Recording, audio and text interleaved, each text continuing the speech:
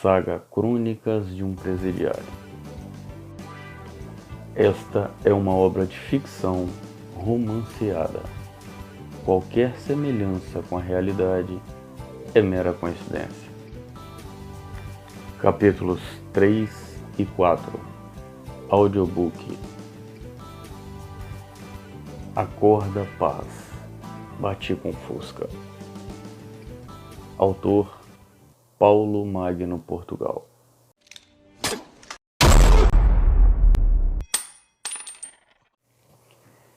Capítulo 3.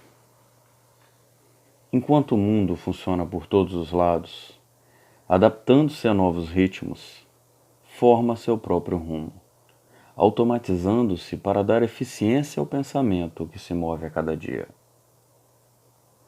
Quando alguém desregula essa engrenagem, se destaca, atraindo uma atenção perigosa, pois nem tudo é tão bom e nem todo mal é compreendido até que se entenda o sentido. Saber seu lugar é tão bom quanto viver no mundo.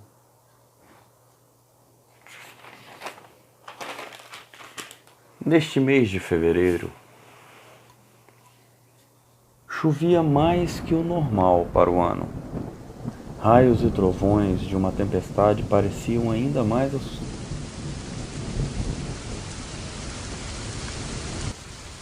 assustadores quando ouvidos dos corredores de um presídio.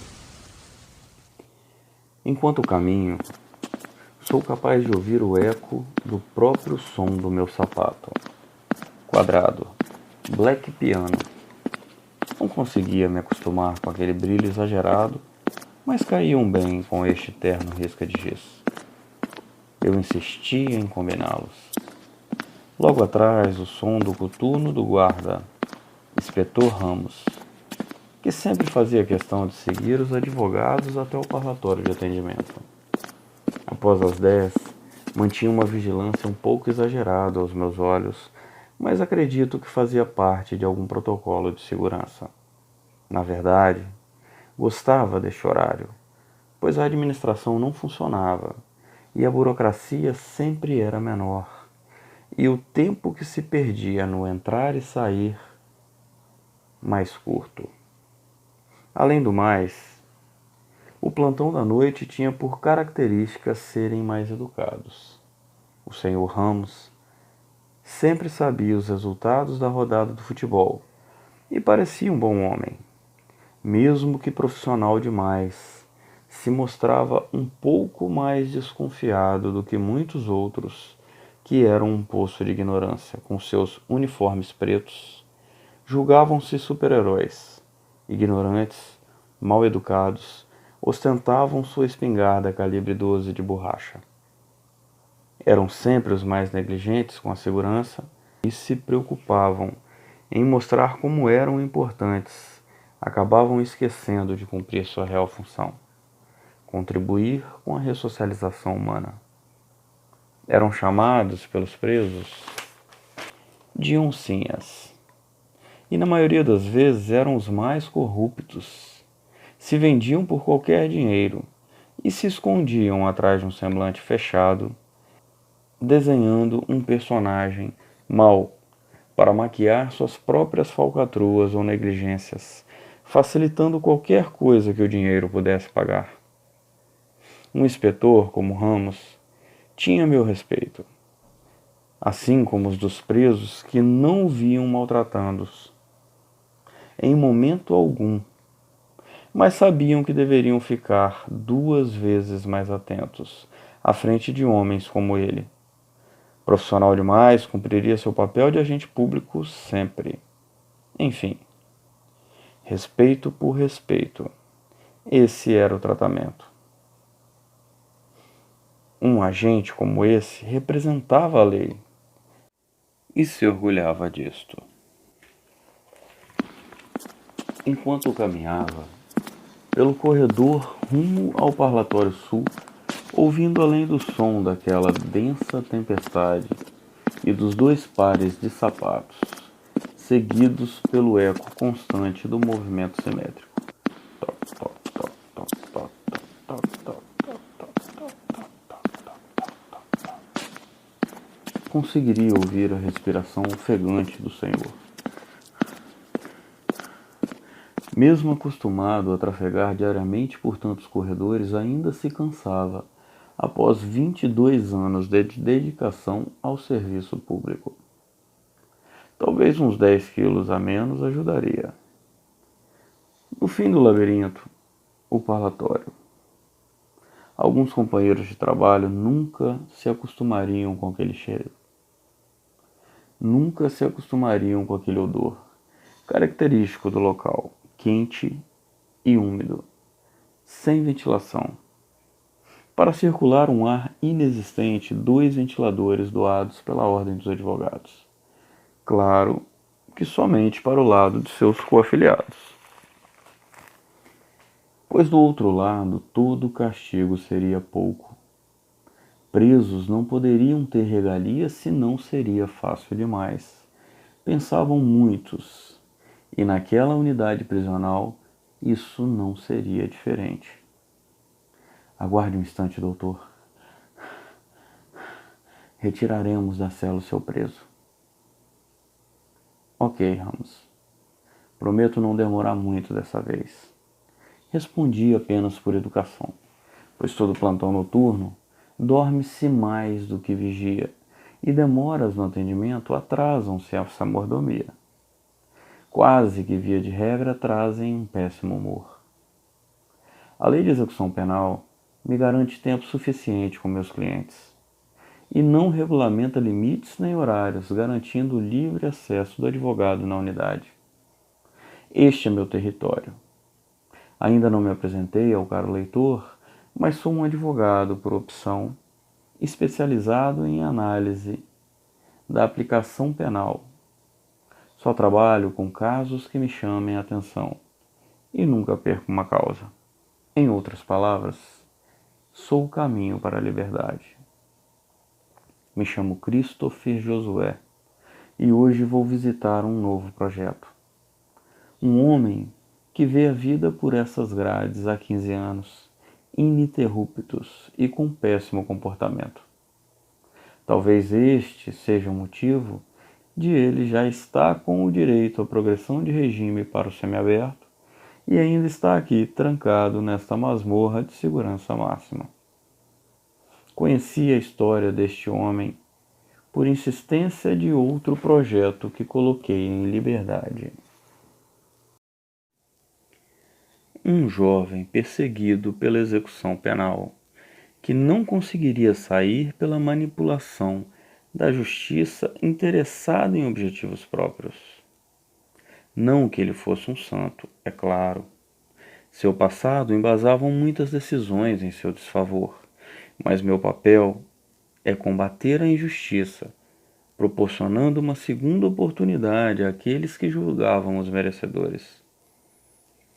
Desta forma, já tínhamos devolvido a vida a muitos que por algum motivo cruzavam nosso caminho. Este homem em questão já tinha passado por 6 advogados. Devido à sua posição financeira, já tinham levado muito dinheiro. Promessas fáceis de um futuro incerto. Como o conheci? Li um de seus livros.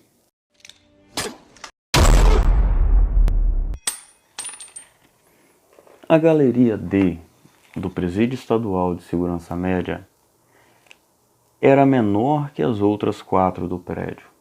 Era composta por 10 celas, sendo 5 de cada lado, formando um quadrado perfeito. Com portas eletrônicas, 4 chuveiros laterais abertos 30 segundos diários, garantindo um banho mal tomado por volta da hora do almoço. O teto baixo do pequeno galpão de paredes fortes e premoldadas garantia um calor sobrenatural em dias como hoje. A chuva amenizava enquanto caía, pois em seus intervalos dava espaço ao mormaço, trazendo ainda mais calor.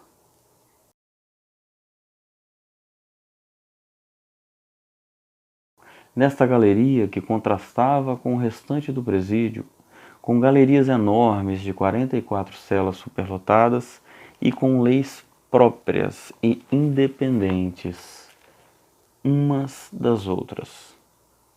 Na galeria A, abrigariam os coroas, como chamavam presos com mais de 30 anos. Jovem para esse apelido. Em um mundo próprio, onde chegar aos 25 já é vencer na vida, ter mais de 30 pode ser um privilégio. A galeria B era alojado os estudantes e trabalhadores presos de confiança, muitos mal vistos pelo restante da massa carcerária. A galeria C, jovens problemáticos em sua maioria, pagando por sanções disciplinares. Já a galeria D, Delta, foco desta visita, os monstros. Diziam os funcionários da unidade, aqueles que eram capazes de exercer qualquer influência sobre qualquer um.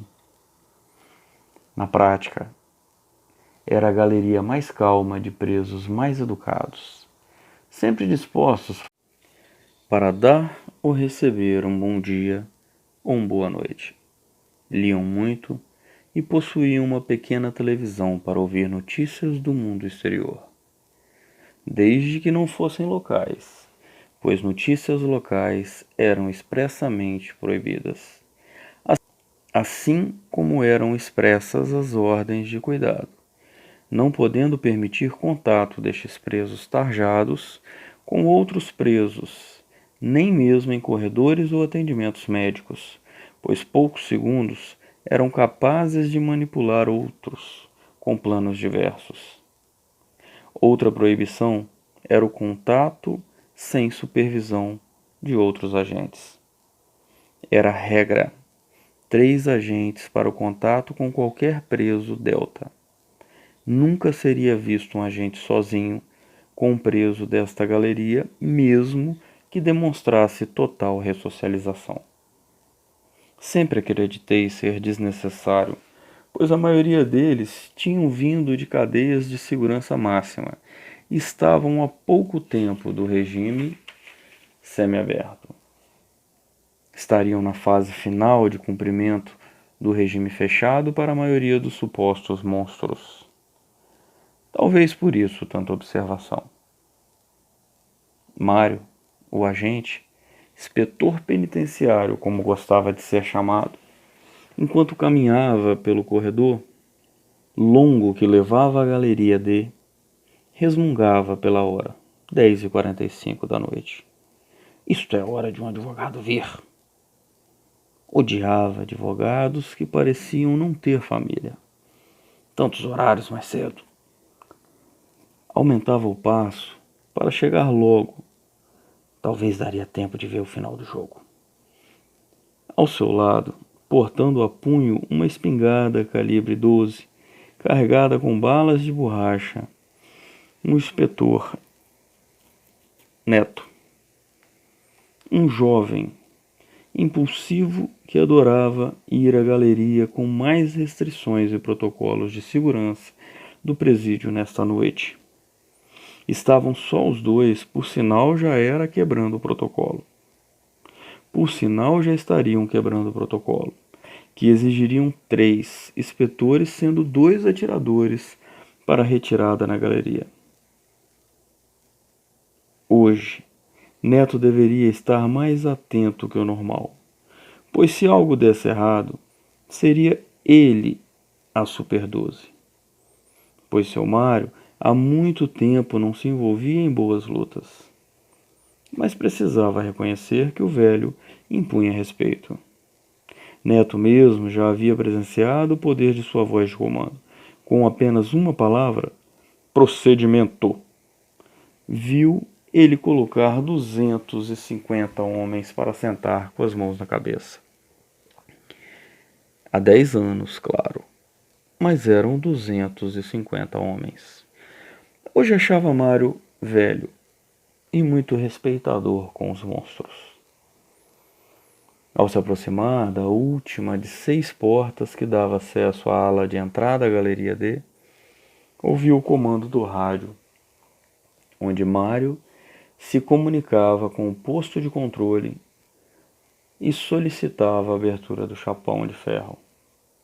Ao lado direito da porta que levava ao posto Delta, central de operações automatizadas da ala, que davam uma sala de 20 metros quadrados, que davam acesso a todas as portas e chuveiros, todas as lâmpadas e componentes eletrônicos do setor. Quando o chapão se abriu, Neto pôde ver a luz que vinha do próximo corredor, que dava acesso à frente da galeria. Percebeu que vinha de lá e seria da televisão. Logo olhou no relógio, constatando ser 10h50. 50 minutos ultrapassando o que se permitia a unidade. Com 2 tapas fortes no acrílico de observação do posto, Mário deu a entender ao inspetor de comando que era hora de desligar a TV. Imediatamente, se acertou na cadeira giratória e se preparou para abrir o chapão principal da galeria, permitindo a entrada do 01 da noite, Sr. Mário, e do 0 à esquerda, como era conhecido, o inspetor Neto.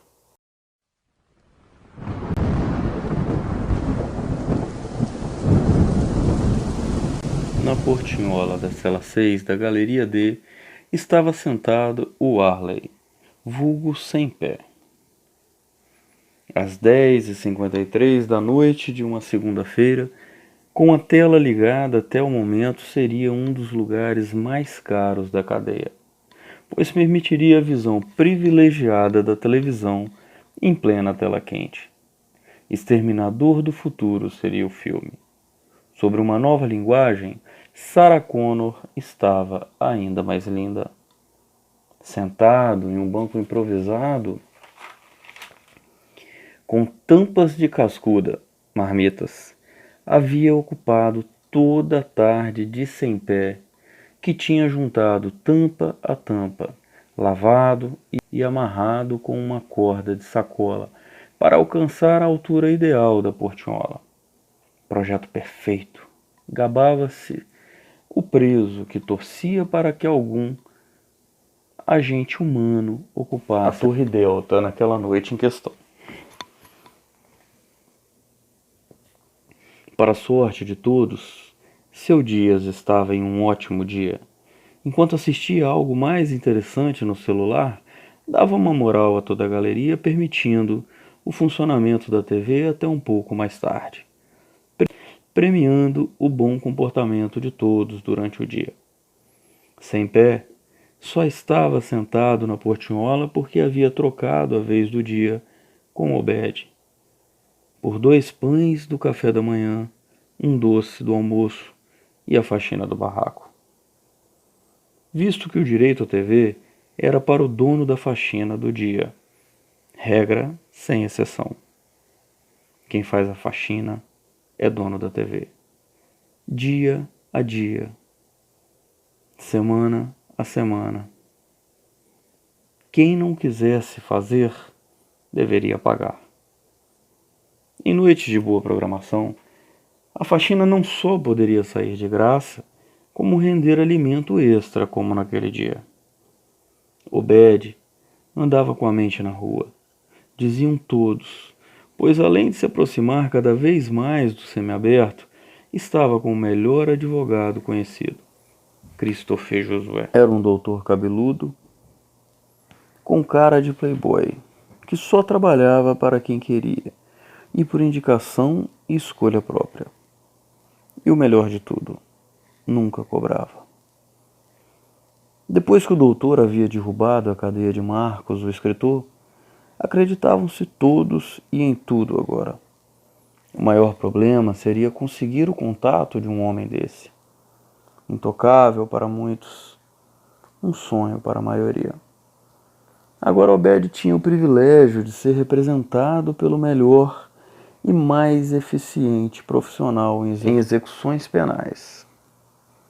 Em um ano trabalhando em seu processo, já havia feito todos os recursos cabíveis e certamente, dentro da mais absoluta legalidade, cantaria a liberdade de Obed, que há quase 2 décadas sonhava com este momento.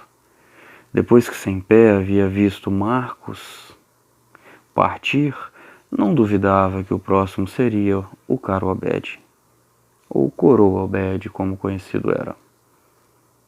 Enquanto para ele faltariam 10 ou 15 anos, torcia pela vitória do companheiro de cela que neste ponto já identificava como amigo.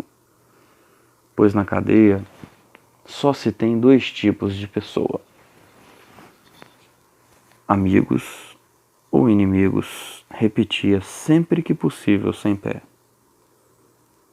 2 tapas fortes no acrílico da porta de ferro, chapão, principal da galeria, ecoa por todo o ambiente, dissolvendo os pensamentos de sem pé na portinhola, que ouve toda a galeria responder em um ensaiado "Oh", pois todos sabiam que a farra da TV e a tela quente haviam chegado ao fim. Estava demorando muito para esse neto aparecer. Ah, o mais odiado. Será que esse cara não tem o que fazer? Tinha que ser o arrombado. Se fosse só o senhor Ramos, não desligaria a TV. Sem final do filme, presos.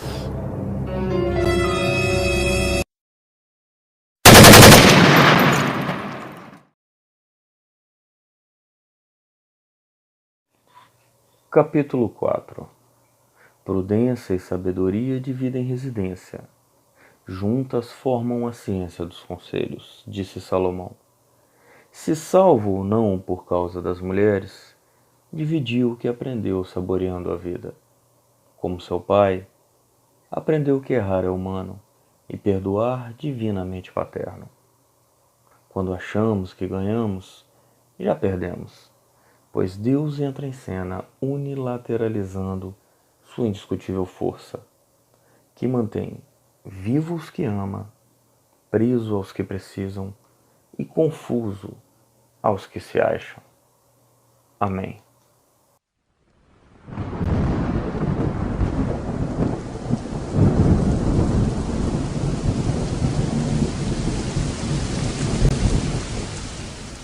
Nunca imaginei que fosse tão difícil viver livre.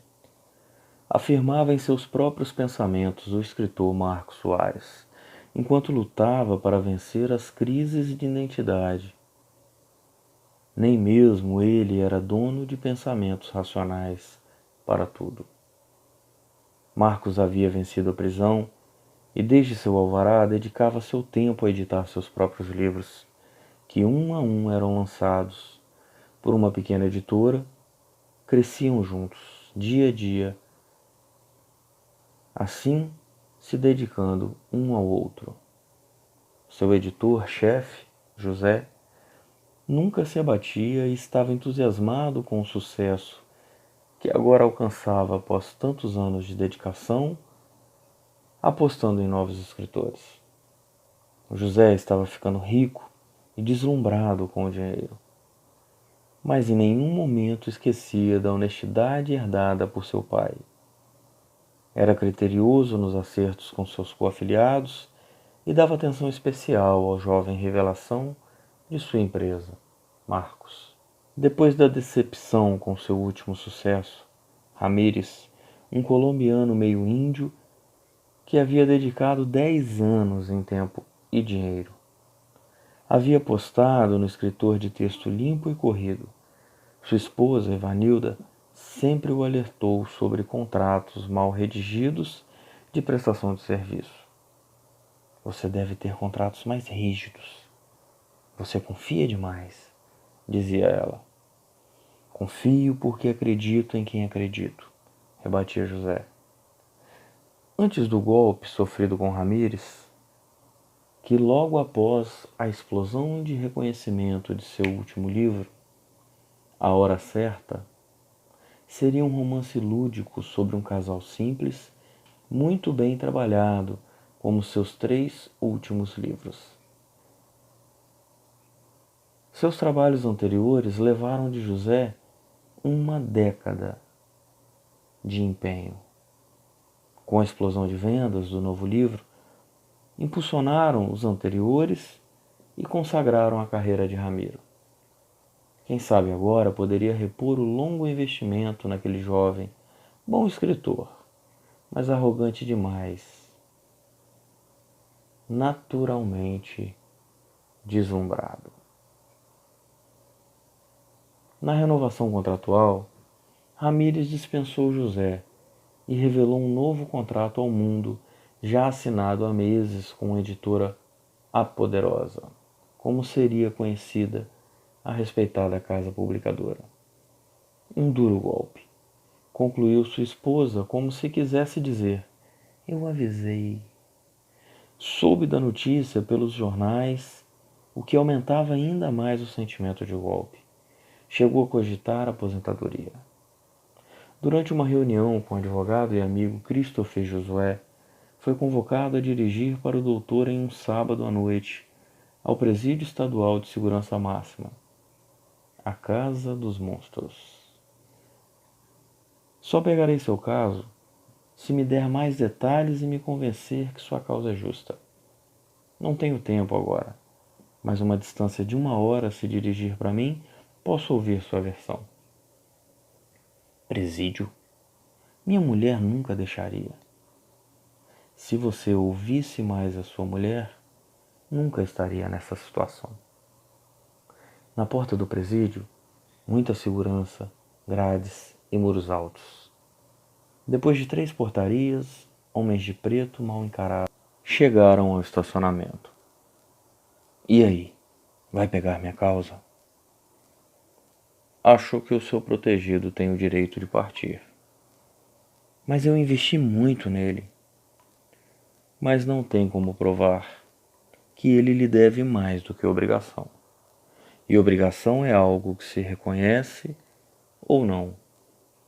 Mas tenho testemunhas.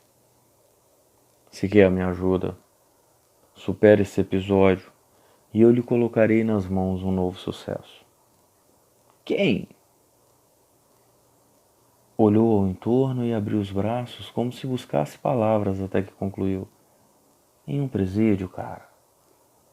Pelo amor de Deus. Há pessoas incríveis em um lugar como este. Acredite. Tic-tac, tic-tac, tic-tac.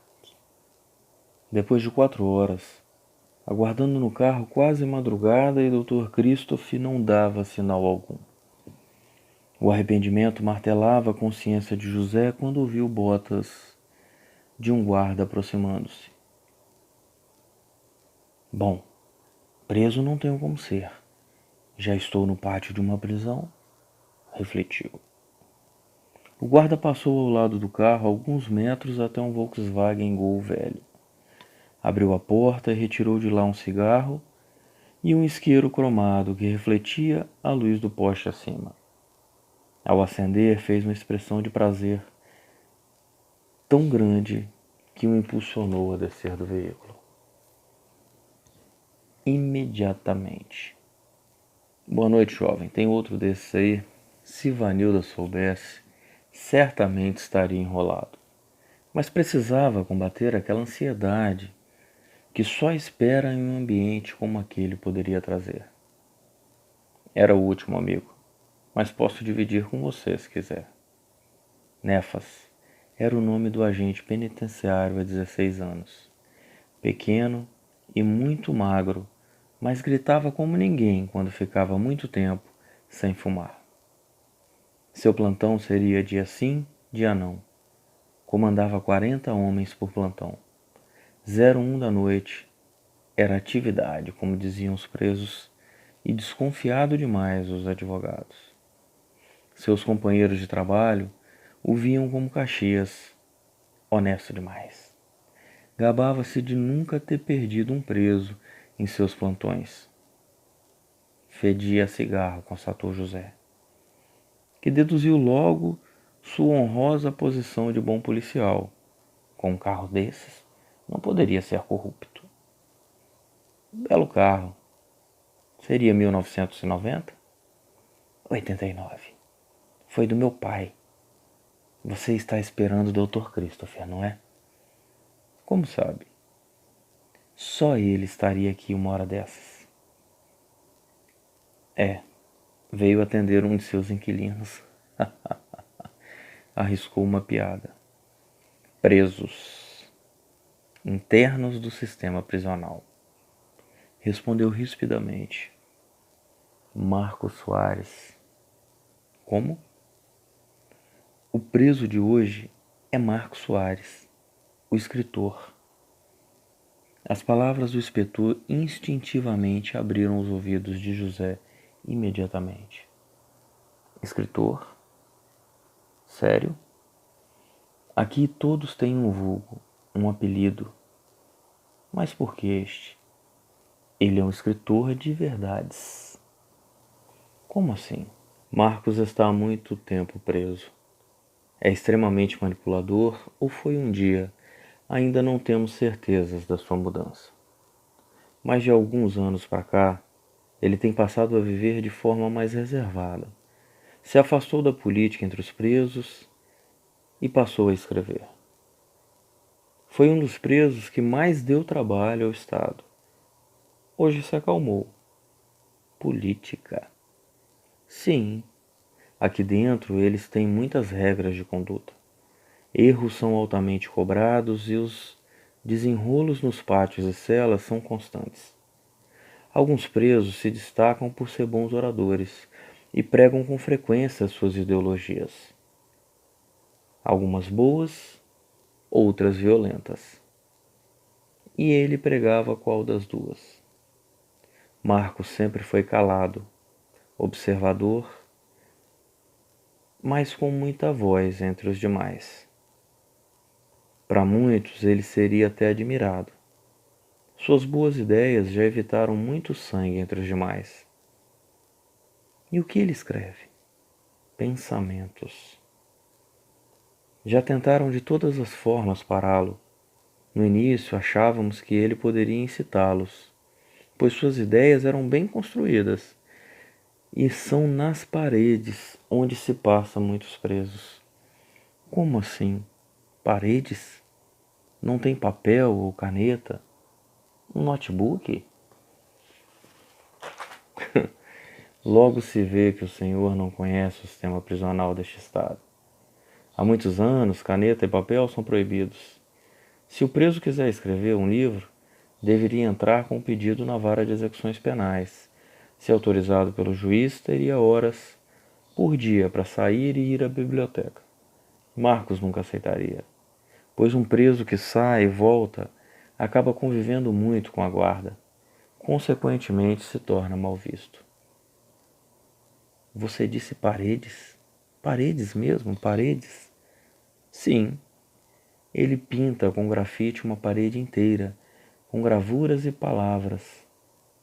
Uma parede a mais, uma página a mais.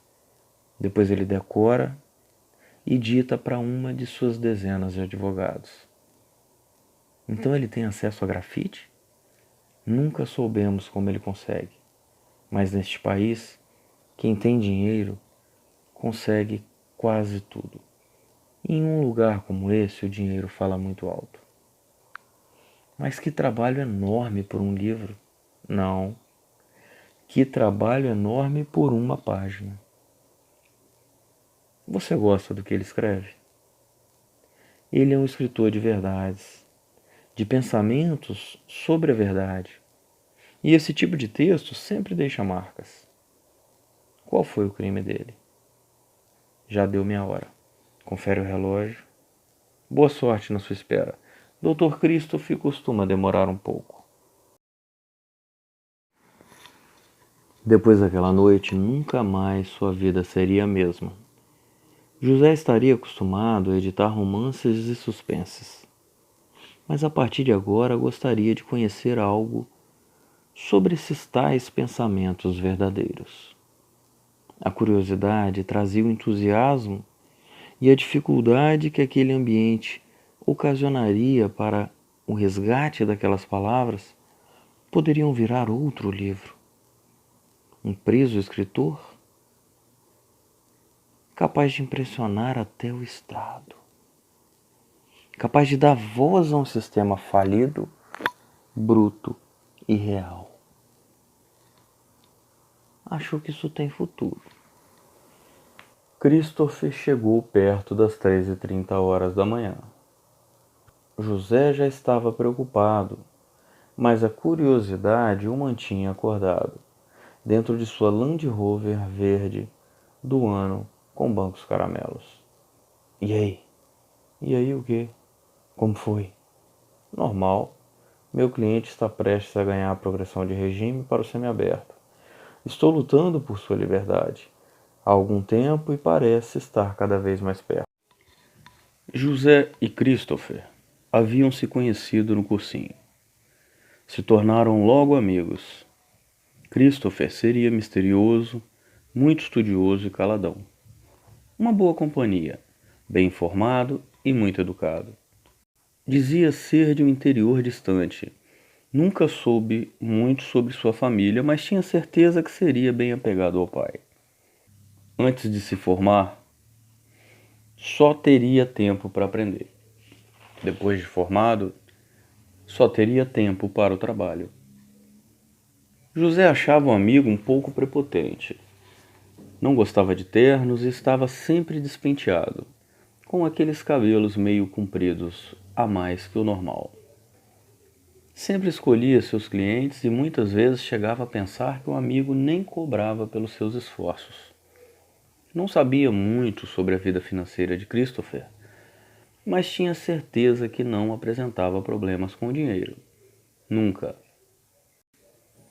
Acredito que ele seja rico e modesto, além de humilde, dizia Ivanilda, sua esposa. Qual é, Christopher? Fala um pouco sobre esse monstro. Ele não é um monstro, é um bom homem. Deve ser um santo para estar em uma cadeia de segurança máxima. Ele foi um homem um pouco perseguido, digamos assim. Acabou se tornando quem foi, selvagem. Tem inteligência notável, o que lhe deu respeito e liderança. Até que em uma madrugada a mais resolveu mudar. E você acredita nisso? Faço minha parte. Acho que ele contribuiria mais ao mundo livre do que preso. E se você estiver errado? Seria uma tragédia, pois o farei um homem livre ainda este ano. Tenho me empenhado muito em seus processos e temos alcançado muitas vitórias. Processos? Como você mesmo disse, ele não foi nenhum santo. Posso ler algo que ele escreve? Parece que falou com a gente Nefas. Quem? O piquinês esfumaçado? Se o conhecesse melhor, o chamaria de Pitbull. E não pode ler, pois é propriedade intelectual e pertence à sua família. Até que alguém o publique. Ah, conta outra, cara. Lá no estacionamento, o piquinês diz que ele escreve em paredes. Paredes! Muitos leem seus textos. Por que eu não poderia? Sinto muito. Se você não é um preso, ou trabalha em algum dos presídios pelos quais Marcos passou, não pode ler o que ele escreve. Troca, não acredito. Por que me trouxe aqui? Para ouvir sua causa. E o que eu faço agora? Você eu não sei. Eu gostaria de descansar um pouco. Você teria como apresentar a família dele para mim? Mara. Quem? Mara, sua esposa. Mas cuidado. É uma jovem muito bonita e ele é um homem muito ciumento. Pelo amor de Deus, Christopher. Sou um homem de respeito. Não tenho dúvidas sobre isso. Mas repito as palavras de Marcos quando o conheci. A única coisa que eu faria voltar a ser o velho homem seria qualquer risco à sua família. José nunca esqueceria o dia em que conhecera Marta, esposa de Marcos. Era uma mulher encantadora, simples e forte. Exalava confiança e respeito. No 13º andar da torre norte do edifício Cival Soeiro, recebeu a senhora Soares. às 14 horas do dia 7 de abril, entrava em seu escritório a mulher que mudaria sua vida para sempre. Uma morena baixa, de cabelos lisos, olhos simples e roupas simples como ela, que inexplicavelmente a deixavam muito elegante. Boa tarde, senhora. Sente-se. Obrigada. Sou amigo de Christopher, o advogado de seu marido. Conheço o Dr. Christopher. Confio nele. Então, gostaria de ler algo que o seu marido escreve, se me permitir, claro. Imediatamente, Mara tirou da bolsa um rolo de folhas soltas, enroladas e envoltas por uma borracha plástica. Toma. Leia à vontade. Se quiser, tenho mais. Me procure. Mas já estão devidamente registradas? Meu marido não se importa muito com isso. Seus pensamentos são públicos, diz ele. Além do mais, se quiser publicá-lo, não acho que eu roubaria. Antes eu até diria que não seria um bom negócio se eu enganá-lo. Hoje apenas acredito em Deus e creio que Ele tem o controle de tudo. E como esses textos saem do presídio? Aí o senhor já quer saber demais. Daquele dia em diante, um livro após o outro. Sucesso imediato. Um texto impactante, real e sincero. Realidade. Ficamos ricos. Apesar de achar que Marcos já tinha uma situação financeira bem estável, resíduos de uma vida criminosa, que tantos anos presos não foram capazes de drenar. Talvez por isso sua esposa não ostentava. Preferia manter uma vida simples para não levantar a atenção de olhos questionadores. Afinal, se eles tinham conseguido segurar algo, mérito deles. Marcos e José nunca chegaram a ser muito amigos. Administravam um relacionamento extremamente profissional. O editor tinha certeza que Marcos seria grato ao bom trabalho de José, mas acreditava que tantos anos naquela masmorra o deixariam meio malcriado, um pouco grosso, e por isso preferia viver de forma reservada. Sua esposa seria a dama de ferro. Administrava tanto a vida nova, a carreira do marido, como a casa e os afazeres. Marcos tinha uma postura de artista. Sabia ser um sucesso. Não chegava a ser arrogante, mas tinha sua própria estrela e sabia o potencial que seu texto, assim, o peso da voz que estava construindo. Motivo que decidiram logo colocá-lo para palestrar. Faculdades de Direito seria o palco. O tema: Direito Penal por um apenado. Sucesso mais uma vez. Seria bom demais para ser verdade. Agora que aquele 22 em recuperação não quer mais nada, José estava enlouquecendo sem notícias. Desde que seu talismã havia ganhado liberdade, lhe proporcionara liberdade também. O que aconteceria daqui para frente? A vida espera momentos críticos para se mostrar brilhante. Reflete em seus pensamentos a palavra do também escritor Paulo Coelho, enquanto se apegava a um fio de esperança em meio à incerteza que aqueles dias haviam desenhado.